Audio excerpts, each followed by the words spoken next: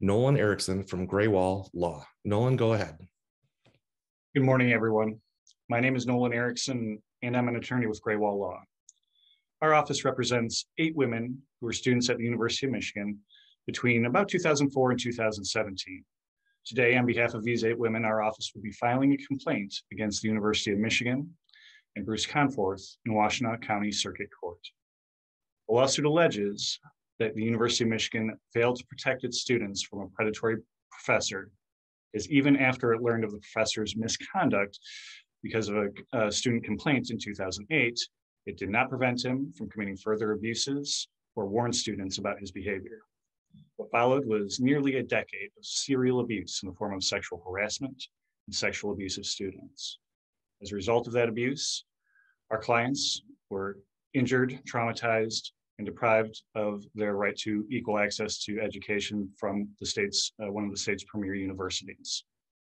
When more complaints were filed in 2016, University of Michigan allowed Professor Conforth to retire without investigating or resolving those complaints. Instead, after his so-called retirement, he was allowed to continue access to his office and use of the university email account. Our complaint describes predatory, discriminatory behavior of Bruce Conforth, including pervasive grooming behavior and abuse of authority. Some examples of the grooming behaviors that we know about that went on were gifts to students, asking students to keep secrets, and threatening harm to himself or to others if his secrets were revealed. Conforth was a celebrity-like presence at the University of Michigan. His classes were sought after and there were often lengthy wait lists to get on. Yet it appeared that he was able to select students to attend his classes if he was interested in them. Bruce Conforth, if you will, was sort of the rock and roll professor on campus. He used his authority and the resources provided by the university to engage in inappropriate and abusive relationships with students, grooming them and goading them into intimate sexual and abusive relationships. This appears to have spanned nearly his entire time at the University of Michigan, even after that 2008 complaint. A copy of our lawsuit will be distributed shortly, and the likely next steps will be to serve the lawsuit on the University of Michigan and on Bruce Conforth, and they will have an opportunity to respond. Now, if you are a survivor of sexual abuse, please know that you are not alone, and there are people who will listen to you and believe you. With us today are 2 of the survivor plaintiffs that our office represents, Catherine McMahon and Isabel Browerman. They'll tell you a little bit about what they experienced. First, let me introduce to you Catherine McMahon, who, to our knowledge, she filed the 2008 report, which to our knowledge is the first notice to the university. Catherine? Thank you, Nolan. Hi, I'm Catherine McMahon, a former University of Michigan student, and as Nolan said, I filed the first known complaint against Bruce Conforth. The first time I heard about Bruce was at my freshman orientation in June 2003. I had graduated from Grand Blanc High School just a few weeks before, and I was filled with excitement and apprehension. While figuring out what classes to register for, the student advisor for my group told us about the best professor they'd ever had. They said that if we were lucky enough to get into one of Bruce Conforth's classes, we had to take it. It wasn't until my 5th year in the fall of 2007 that I was able to get a spot in one of Bruce's classes, a senior seminar on blues music. Bruce knew how the students saw him. They put him on a pedestal, and he played into it. He joked with students. He told stories about playing music with Bruce Springsteen and other luminaries, and he talked about all of the psychedelics he had done and how they changed his life. He was cool. That October, James Cotton, the harmonica player for Muddy Waters, was coming to Ann Arbor for the final stop of his tour. And according to Bruce, the best way to learn about blues music was to see it live. And he coordinated a class trip to go to the show. He even ran a contest to give away a ticket. All you had to do was email him with a reason why you should personally win. The concert venue didn't have assigned seats, so the plan was for everyone to get in line early. When I arrived, Bruce was the only person in line, and I considered doing another lap around the block, but he saw me and I didn't want to offend my professor, so I joined him in line. There, Bruce told me that even though I didn't win the contest for the free ticket, he thought that my entry was the most creative he'd read. He joked with me. He showed me the flask that he had full of homemade moonshine. He even gave me a sip. During the show, Bruce bought the first round for all of his students. And afterwards, he suggested that we keep the night going. You know, debrief on the show at Old Town, a bar around the corner. 5 or 6 of us agreed, and we got a table in the back. Again, Bruce got the first round. At one point, I had to use the restroom. And the bathrooms at Old Town are down a little hall, very private. No one else can see what's going on right outside of them. And when I came out of the bathroom, Bruce was standing there. He grabbed me, he pulled me close to him, and I couldn't get away. He said that he thought I was beautiful and creative and that he wanted to get to know me better. He said that he wanted me to come home with him, holding me so tightly that I could feel the nails on his hand digging into my lower back, the ones that he kept long so that he could pick his guitars and banjos. I said, I don't think so, but thank you. He said that it wasn't for sex, it was just for sleeping. I told him that I loved my bed and I wanted to sleep there. Still holding me, he said that he was sure his bed was better than mine. I was finally able to push him off and say no, and I went back to the table as quickly as I could. Bruce returned and acted as if nothing had happened. I made sure to leave with other students, to walk in the same directions as one of my friends, even though it took me out of my way. I broke down. I started crying and I told my friend what happened. He looked surprised, paused, and said, "But didn't you want it?" And I was in shock. The next day, I received an email from Bruce. I was part of a group of students who had signed up to go to the Mississippi Delta with him for spring break to learn about blues music, and he wanted us to get together. I was still in shock, and I replied to Bruce and said that I wasn't going on the trip anymore. He responded and he said that he wasn't thinking last night and he let his attraction get the best of him. I was just so wonderful. I didn't respond. A few hours later, Bruce sent another email. He hoped that I wouldn't do anything rash. He had his career to think about. Bruce knew what he did was wrong. It was not something a professor should do with a student, and he was trying to guilt me into staying silent. I broke down again. I told my roommate what happened. Thank God for my roommate. She asked me if she could tell her mother, who used to work for the university and who would know my options. And I said yes. My roommate's mom walked me through what I could do, told me how I could file a Title IX report with the Office of Inequity, and I asked if I had to file immediately. She told me to report it when I was ready. So I decided to wait. I didn't know what Bruce was capable of, and I didn't want anything to get in the way of my graduation. I started wearing baggy clothes to class, not speaking up, and I made sure to show up right on time or even a little late so as not to be alone with Bruce ever. The last day of class, Bruce had us meet at a bar, Ashley's. And again, he bought the first round and then encouraged students to keep drinking. I did what I could to stay away from him without offending, even when he bought me a whiskey. And I knew he had the power to make my life very difficult. I sat down next to a female student I knew was going to Mississippi with Bruce, and I told her what happened to me. I told her to be careful and to watch out for herself. She laughed in my face. I waited until I graduated to file my report against Bruce. I wanted to have everything in order before putting myself at risk. And when I was ready, I reached out to Pam Heatley at OIE.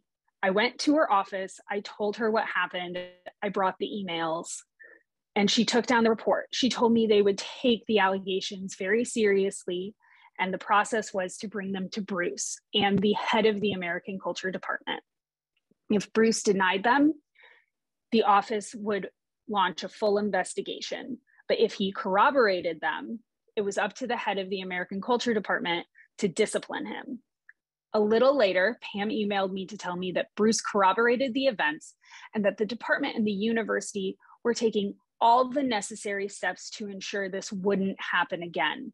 She was sure of it. But Bruce was allowed to stay, to keep teaching. So what happened to me must not have been that bad. I did what I was supposed to do, what the university told me to do. I followed the rules.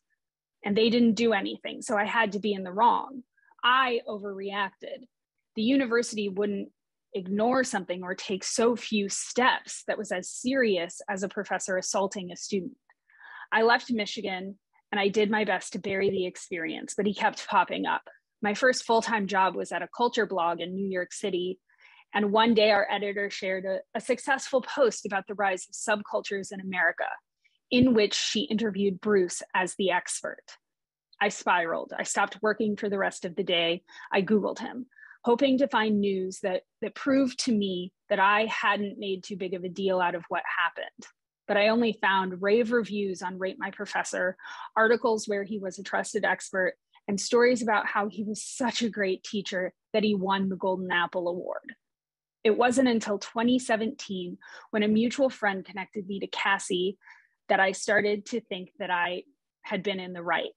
10 years, a decade of questioning my judgment and being made to feel like I made too big of a deal out of this because the university didn't take me seriously. We go to college when we're 18. We trust that the university and that the professors have our best interests at heart. And if something happens, the institution will do everything they can to make it right. But the university swept this under the rug. They turned a blind eye, and in doing so, enabled and rewarded his deplorable behavior, essentially giving him permission to keep going. And he did, and his actions escalated. But this should have never happened in the first place. We know of at least one other woman who was groomed and assaulted by Bruce before I took his class. There should have been an obvious, easy, and safe path for that student to report Bruce. Had that existed, then my incident would have never happened. And had the university investigated Bruce when I reported him, they would have found evidence of inappropriate behavior and they could have stopped him. And the thing is, I still love this university. My time there was precious. I'm doing this, I'm continuing to speak out because I love the university and because I believe that it can be better, that it must be better. Bruce, Dr. Anderson, Provost Filbert, and many others are examples of how this university has failed its students. University leadership has had every opportunity to do the right thing, but time and time again, they choose to do the easy thing, to look away, to willfully neglect their students.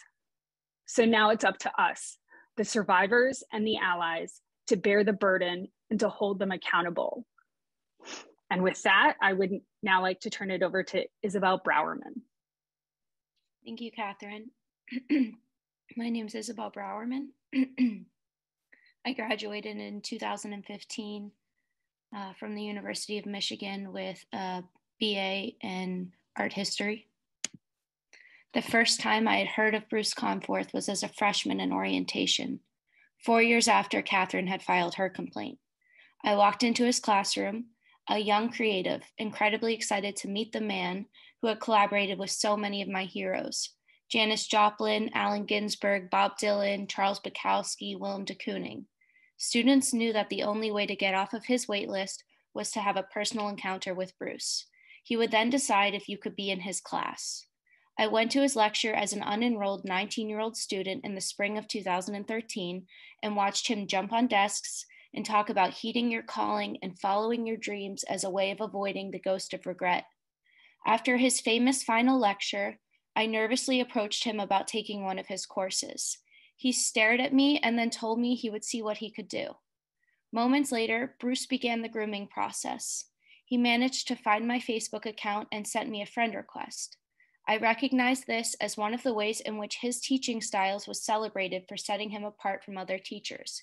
He wanted to be friends with his students and to treat them as equals. He began commenting on my pictures, and after seeing that I had an interest in meditation, said we really needed to speak. Bruce was scanning my profile to understand my personality as a way to offer mentorship in the areas I was interested in. To me, he saw that I was gifted in the arts. When I emailed him to get into his fall class, he insisted that I come to his office to meet with him. On the day that he scheduled our office hours meeting, I am sad to say that I had a friend by my side, now a sister survivor, Maya Crossman. Both of us walked in as young and curious artists, and he seized the opportunity to manipulate both of us by appealing to our dreams and aspirations. He told us stories of painting with Willem de Kooning, showed us signed photos of music legends, personally addressing him and thanking him, personal pictures and mementos from the Dalai Lama. Finally, he signaled to us that he had chose us to be private recipients of his spiritual learnings. He slowly introduced a world of privacy and secrecy to us, luring us to the Michigan Arboretum to privately feel us up in the guise of a spiritual ritual of trust. He then gathered our birth chart information and handed us separate horoscopes that detailed a sexual relationship with him. He told us that if we ever shared what was in those horoscopes with one another, that he would know and that there would be consequences. Bruce separated me from Maya by using his authority as a powerful figure to introduce even more powerful mechanisms of control. He created a sense of surveillance and enforced it by giving us rules and telling us that if we broke those rules, there would be life-threatening consequences. He then informed me that he was a member of the Illuminati. He began to contact me from encrypted email accounts impersonating powerful leaders from that so-called cult. At this point, I was incredibly over my head and anxious. He told me that there was no turning back. He managed to secure a world around me so that he was the only one I could turn to. I was told that if I spoke of what I had read in these emails, that hell would be so sweet a punishment. I was told that I was lucky to have been chosen as a student by Bruce Conforth, known to these leaders as the chosen one. I was told that they were watching me, that they might kill previous romantic partners, and that I was required to sexually service Bruce as a way to keep not only myself safe, but to also prevent his death. I suddenly had the responsibility of the world sitting on my shoulders to protect the most beloved professor. In the summer of 2014, I was contacted hourly by the emails from the Illuminati, clearly stating that Conforth was in trouble and that I could only help him. I was told Maya put him in danger by not returning his love for her. I was told that because Maya did not return his love, that she or someone close to her would die that fall. He sent me endless belligerent texts and emails threatening to overdose. Conforth had learned from me that a member of my family had a problem with drugs and began to mirror this trauma. I was told that I had 2 weeks to sexually service him or else. After creating a life-threatening circumstance in which I felt I had no choice to obey, Bruce finally gained sexual and psychological access to me. This time I arrived at the University of Michigan not as a willing student, but as a helpless hostage. Bruce locked his office door and began to rape me. He then stopped at one point, saying that I should at least pretend to enjoy it, but I didn't.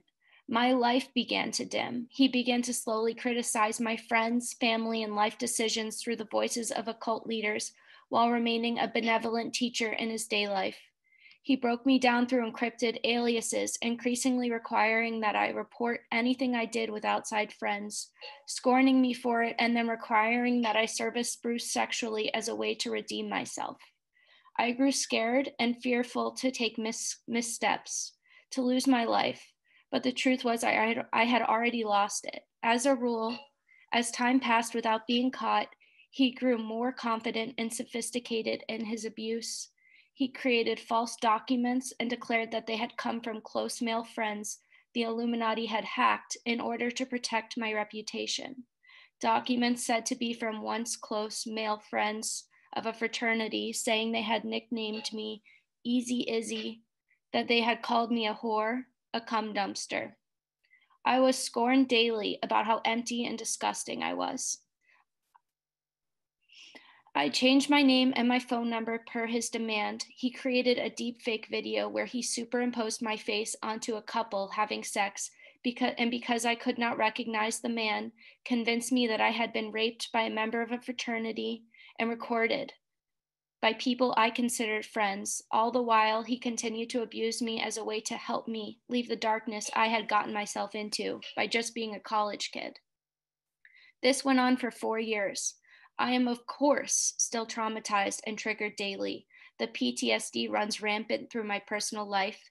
It continues to isolate me because of its weight, and because of it, I still have to deal with him.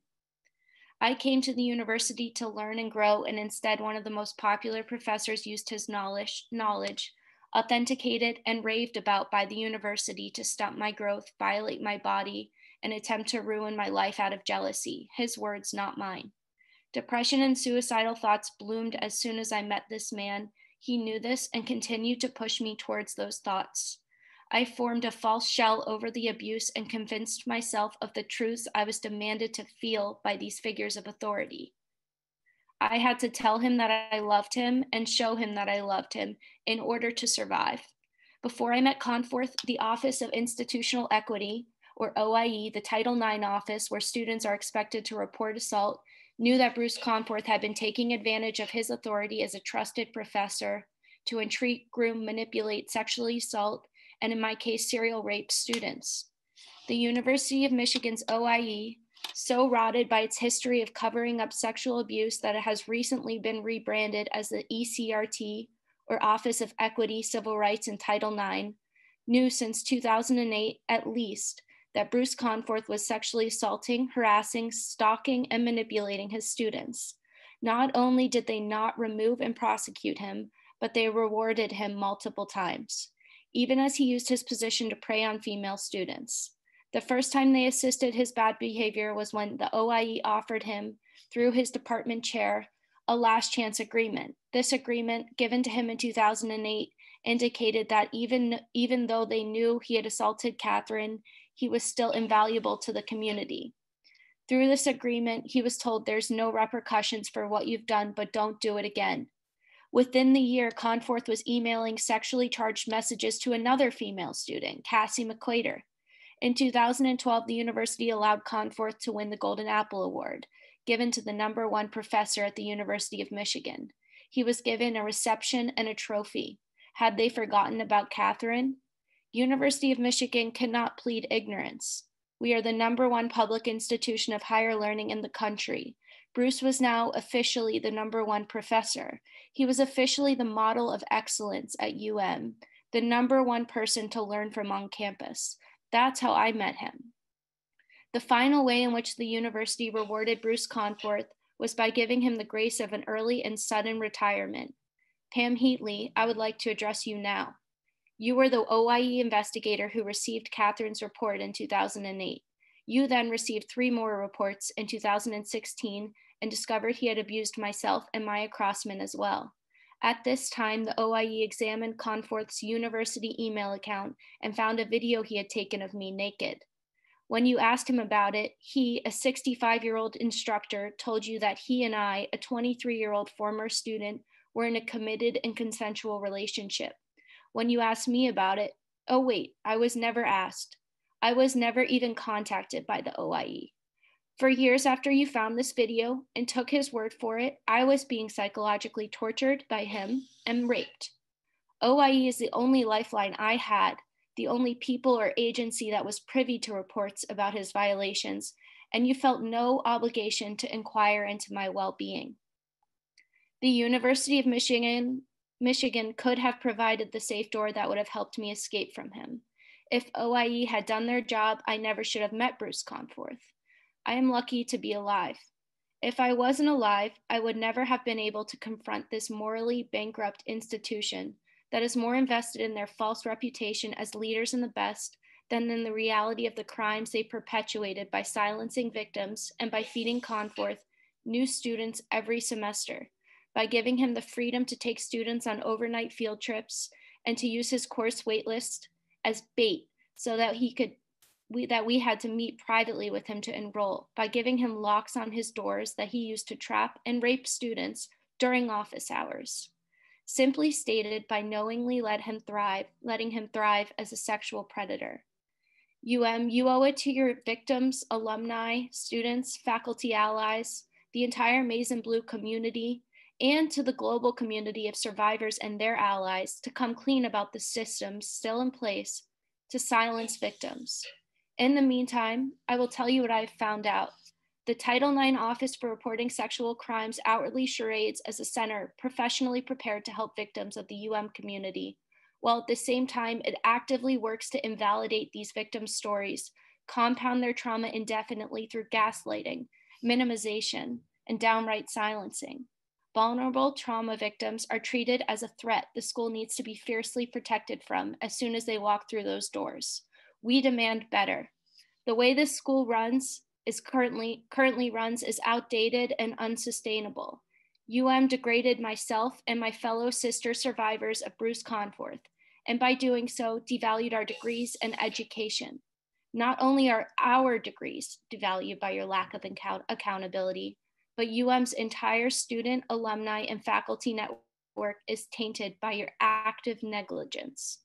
There is no way to reverse what has happened to us, and we expect the University of Michigan to recognize this, as well as to take proper steps in the future prevention of sexual abuse. Until the university admits to what it has been doing to victims, it will continue to rot from the inside out. You hurt one of us, you hurt all of us.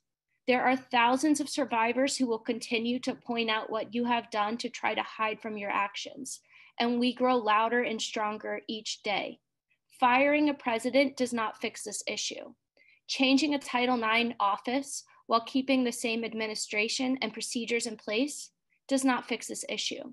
Your empty, false messaging every time a new story comes out will not fix this issue. Tell the truth. Tell them what you allowed to happen to us.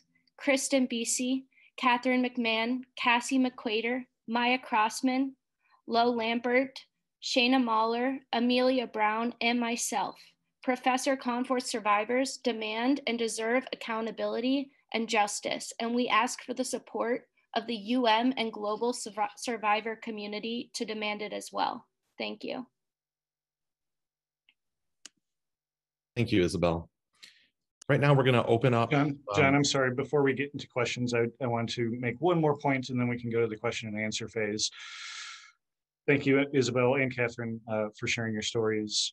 In an effort to get answers from the university, Isabel Browerman did send a FOIA request to obtain some of these documents to see what the university knew when they knew it, who knew it. That request was sent in June of 2021. It's been 7 months. We've not received one single document in response to that FOIA request. Because the university has not responded to the FOIA request, we have filed a separate FOIA lawsuit last week. So we are going to seek those answers. Thank you. Thank you for adding that, Nolan. Right now, we're going to open up for questions from the media who are currently on. If you need to ask a question, just push the raise hand button at the bottom and I'll call on you.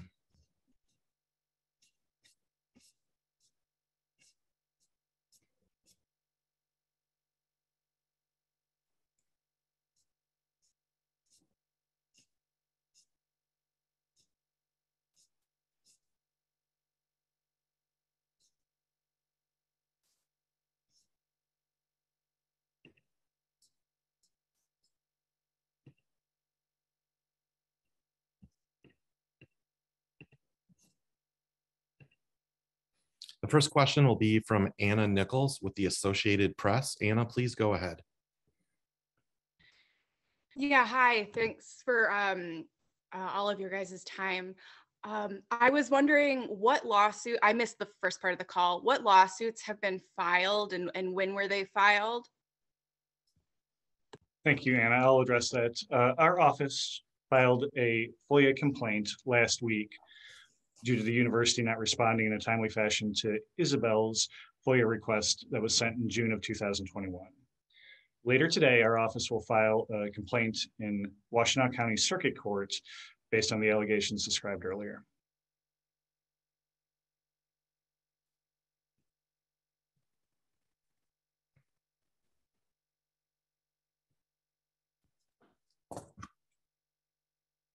Okay, next up, we have a question from WDIV in Detroit. I think it's Allison. Please go ahead. Hey there, it's Priya Mann from Channel 4. First, ladies, I'd just like to thank you for your bravery in coming forward. I can't even imagine how difficult this has been, not only the journey, but coming forward and speaking out. You mentioned, in light of the provost being fired, the president being fired, the rebranding of the OIE. What are your thoughts on, of course, and Dr. Anderson, what are your thoughts on the culture of U of M? I've talked to the survivors of Dr. Anderson, and they say that this just speaks to a very problematic culture. I'm putting that lightly, but just what are your thoughts on everything you've seen in the last 2 years leading up to your lawsuit that's now being filed?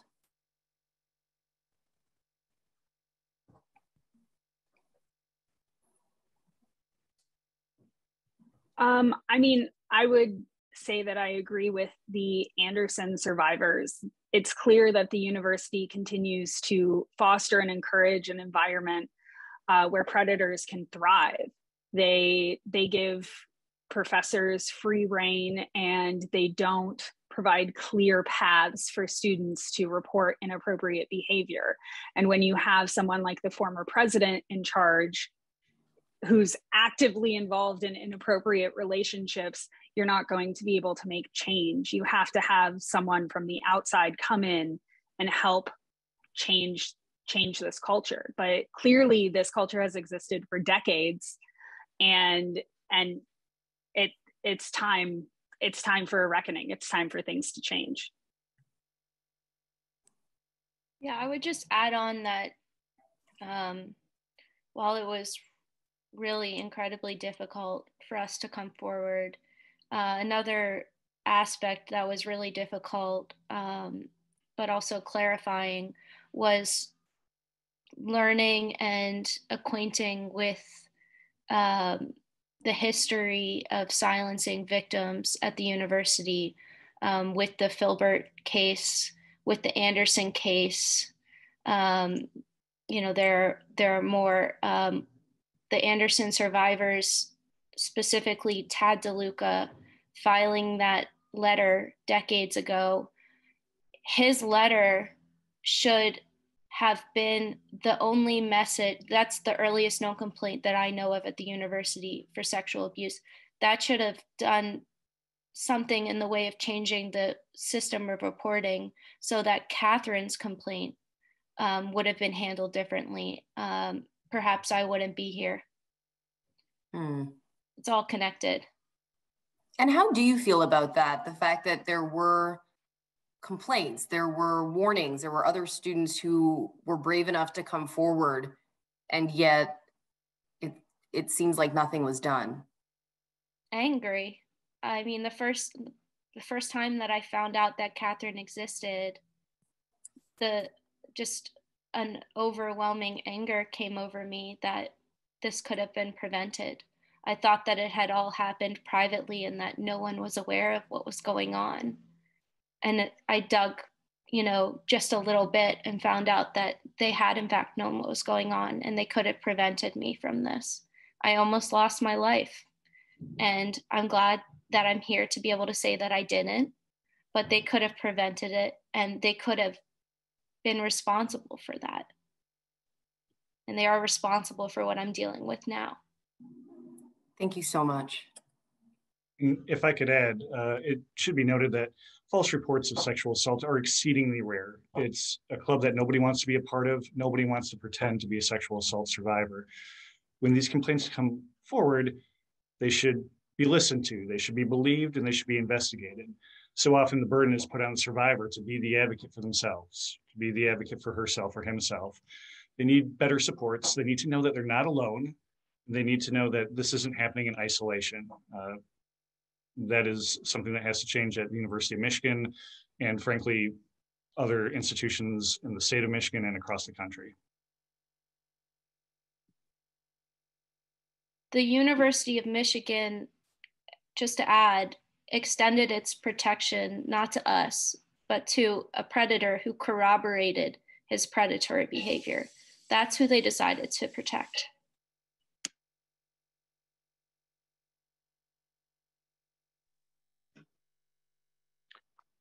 Hello, this is John Hewitt from WWJ. Can you all hear me?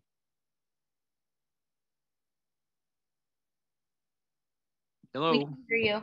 Yes, go ahead, John. Thank you. I appreciate you all coming forward and giving us the opportunity to talk with you. Isabella, you kind of alluded to it, and I'm just curious. The reason I bring up the Anderson survivors again, when I went and spoke last week with Tad DeLuca out in front of the president's house and John Vaughn, they had mentioned they don't want their voices to stop. They had mentioned people coming up to them anecdotally as they stood out there day after day, sharing their stories. I know, Catherine, you filed your complaint a long time ago. I'm wondering if either of you, though, were motivated by what you saw with the Anderson survivors stepping forward and their stories, maybe more in your case, Isabel, of finding the strength to come forward at this time. I'm certainly strengthened by the Anderson survivors. I count them as friends, teammates, allies. Also, I would like to say that we got our strength from one another, the Conforth survivors, but we stand as teammates with the Anderson case and with those survivors. And I would say that I've definitely been strengthened by their resolve. And I'm curious, no, I apologize, go ahead. We're fighting the same fight. We're in it together. Understand. And Nolan, I'm curious, do you anticipate with word of this coming out that others may step forward? I don't know what you think in regard to others possibly joining this suit. Great question, thank you. It's hard to tell, but we do know that these reports, people are discouraged from reporting because they will not be believed. They're worried that now might not be the right time for me to come forward. So as a general rule, where you see a few reports, usually there are many more that go unreported. We went from representing 1, then 2, then 6, now 8 women have come forward just because of the strength in numbers, the strength that they gain from each other, and most importantly, knowing that they are not alone.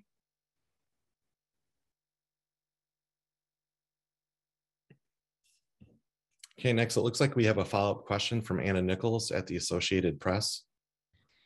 Yes, I was wondering if either of you two, what do you hope U of M or what are your hopes for things moving forward? I can't imagine what it's like to have gone through this and then watch a professor get an award for being the best. And I also don't know what a rationale could be for a professor to get that award with the allegations they have dating back to 2008. What would justice or the ability to move forward look like for you both? Yeah, I don't think full justice can happen, but there are steps that can be taken to help this situation. The biggest thing is changing the policies and changing how the university deals with these types of complaints. As Izzy said, the first known complaint that we know of sexual assault goes back to the 1960s. And so I should have never met Izzy. I should have never met the other women as part of this. And I am grateful that they exist, but I am sad that we had to meet each other. And the university needs to take a step back and actually do the work to make meaningful change and bring in experts who know how to take these reports seriously, because the university has done nothing but show that they have no idea how to handle this. And I would just add that it's important that they admit how this system of reporting has been running, because I'm not going to believe anything until that happens. Izzy's earlier statement about if you hurt one of us, you hurt all of us, and how this affects the quality of the University of Michigan and education in the state of Michigan. Truthfully, it spreads statewide, countrywide. Young women, young men who now have to be concerned, is this a predator? Am I going to be, is my mentor somebody I need to be afraid of? That has to stop, and that stops by people speaking up. All right, we have several more questions. We'll do our best to go through all of them. Next up right now is Kim Kozlowski from the Detroit News. Thank you for taking my question this morning. I was wondering if Isabel and Catherine could address this question. The University of Michigan says that they have been working every day to be changing how things are handled. I was wondering if both of you might weigh in and share what are some specific things that you think could be done that might show to you that the culture is changing, because they say one thing and then people say another thing. So just wondering, what are some of the more specific things that you think could happen that might reflect to you that, yes, maybe there's been a turnaround?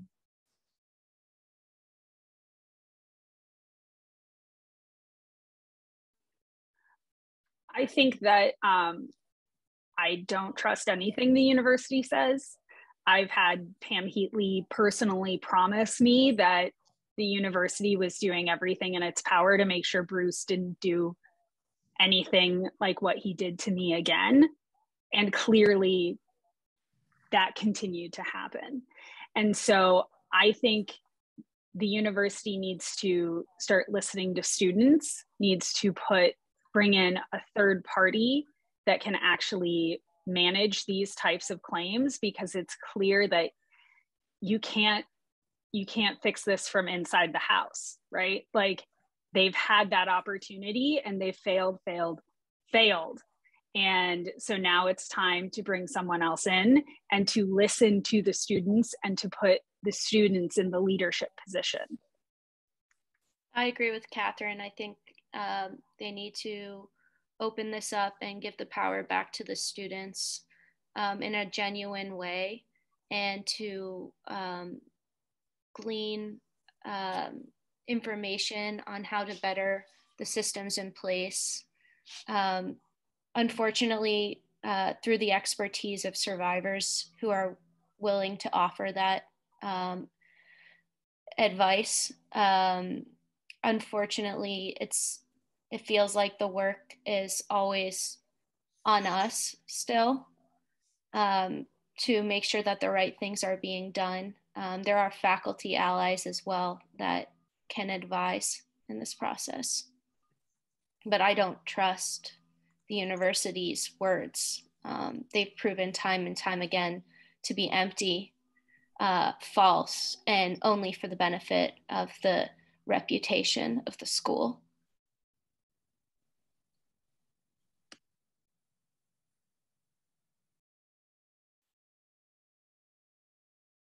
And something like, we have made a list of concrete, easy changes that could have been made long time ago. I'll give you one example. No closed office hours, no closed doors during office hours. That's a simple one that could prevent sexual abuse in the office, or at least try to prevent it more effectively. And the other piece of that is enforcement of these. You know, the university gave Bruce a last chance agreement that had stated he was not supposed to be having closed doors office hours, but they did nothing to actually enforce that.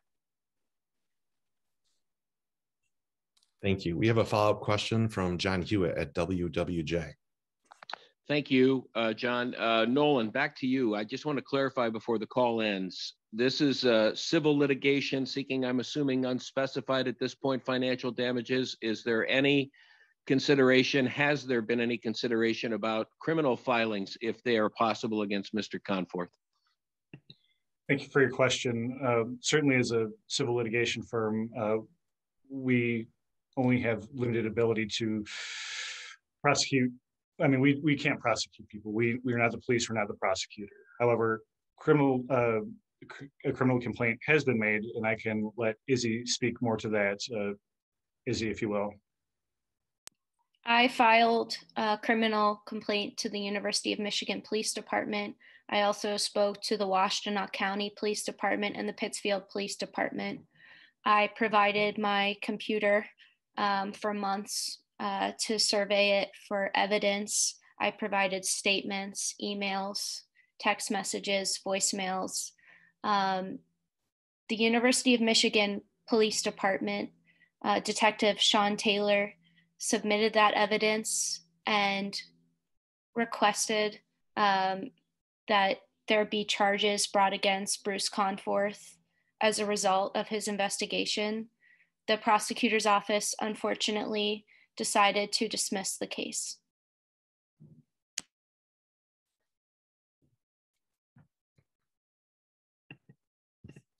Thank you. Now we're going to take a question from Jack Stripling at the Chronicle of Higher Education. Jack, please go ahead. Great. Thank you for having me. Thanks to both of you for taking the time to do this and for speaking about what I'm sure is a painful experience. I was curious about some of the more recent news of Mark Schlissel's resignation. The Filbert case is a sexual harassment case. The Anderson case is obviously a sexual assault case. There is a debate I'm hearing on campus as to whether the Schlissel's apparent relationship with a subordinate belongs in the same conversation we're having about predatory behavior at Michigan. Do you see that case, as we understand it now, as part of this deeper cultural problem? Does it matter if this was, as some have speculated, a consensual relationship, albeit an unreported one? I think it does. I'm sorry, were you asking for their comment on the Schlissel matter? Did I understand? I'm asking to the extent that we are talking about some of the deeper cultural issues that both survivors here are describing, and there have been allusions here to the Anderson case, for example. Does the Schlissel case belong in this conversation about the problems that Michigan is having? Thank you for clarifying. Catherine, I think you were about to say something. Yeah, I think that it just goes to the larger cultural issues at Michigan. I personally met the former president and asked him what his plans were to deal with these reports of sexual allegations and how the university was making change. And he told me that I was being inappropriate while he was having an ongoing inappropriate relationship with a subordinate. And so I think it just, his actions demonstrate that certain faculty at the university and people in leadership do not believe the rules apply to them, and they understand how they can get around standards of expectations and how they can get around protecting students and protecting the people that they're there to protect. We also know that Schlissel, while dean, knew of Filbert's sexual assault allegations before he was promoted to provost and chose to ignore those.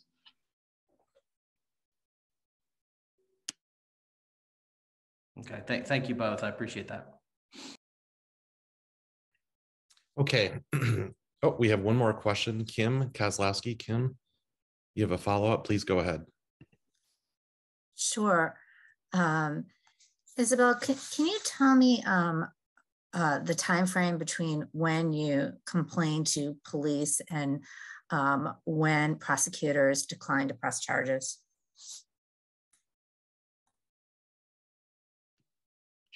I complained to the police in 2021, February, and I heard back, it was recently, within the last couple of months, that the case wasn't going to be taken any further.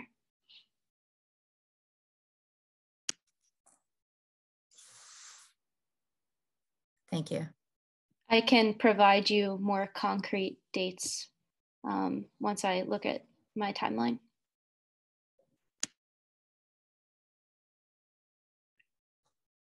Okay, with that, we want to thank everybody for being here with us today, with Izzy and with Catherine and Nolan. Like Nolan mentioned at the beginning of the press conference, when the documents are filed, in court today, we'll be able to provide those, and I will send them out to everybody who was on the call. If you have any further questions, you can also email us with follow-ups. Otherwise, we appreciate your attendance today and look forward to talking to you again in the future. Thank you, everybody.